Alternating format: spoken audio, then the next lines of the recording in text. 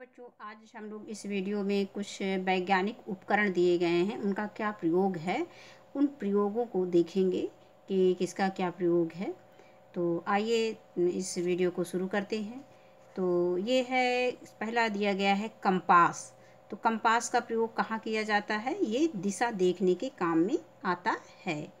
इसके बाद आता है दूसरा उपकरण है जो वैज्ञानिक उपकरण बैरोमीटर है। बैरोमीटर का नाम हम लोगों ने बहुत सुना है। ये है वायु दाब नापना, यानी बैरोमीटर से वायु का दाब नापा जाता है। इसके बाद नंबर 3 आता है माइक्रोस्कोप।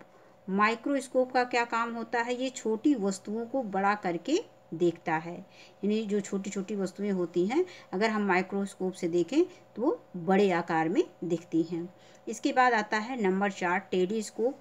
टेलीस्कोप का कार्य होता है कि दूर की वस्तुओं को निकट से देखना। इसके बाद आता है थर्मामीटर।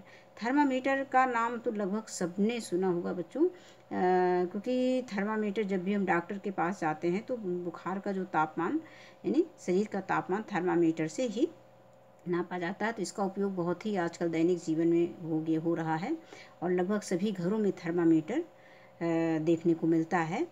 और तो थर्मामीटर का प्रयोग कहाँ किया जाता है? ये शरीर का तापमान नापता है, इस नापने में किया जाता है। इसके बाद आता है लैक्टोमीटर। लैक्टोमीटर बहुत ही उपयोगी यंत्र है, दूध की शुद्धता जांचना।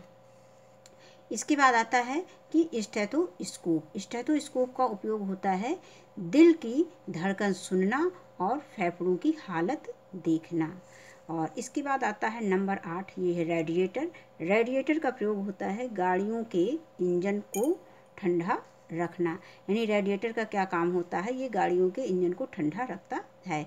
इसके बाद आता है नंबर 9 सीस्मोग्राफ। सीस्मोग्राफ का काम होता है भूकंप की दिशा तथा तीव्रता को नापना। इसके बाद आता है ट्रांसफार्मर। ट्रांसफार्मर क्या होता है? ट्रांसफार्मर जो है विद्युत धारा को नियंत्रित करता है। इसके बाद आता है नंबर 11 ऑडियोमीटर। ऑडियोमीटर जो है ध्वनि की प्रचंडता को नापता है।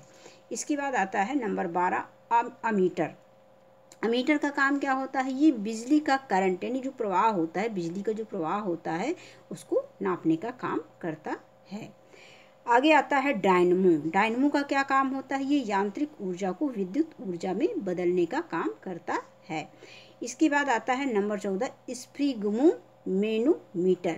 ये जो है स्प्रिग्मो मैनोमीटर, ये रक्त का दाब यानी प्रेशर नापने का काम करता है। आगे आता है नंबर 15 कार्डियोग्राफ। कार्डियोग्राफ जो है हृदय की गति के बारे में जानकारी करता है।